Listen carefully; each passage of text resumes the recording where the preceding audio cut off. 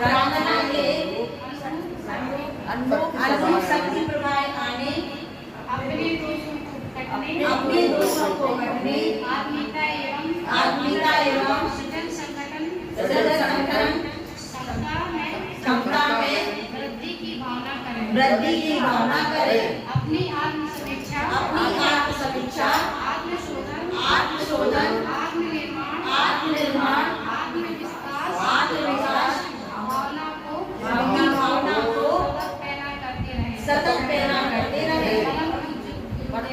परम पूज्य व्यक्ति सूक्ष्म कारण दुष्प्रवृत्तियों के उन्मूलन और सब प्रवृत्तियों के संवर्धन का कार्य स्वचालित ढंग से करते हैं।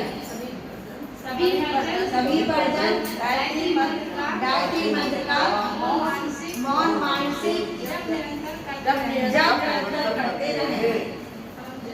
बोलिए ना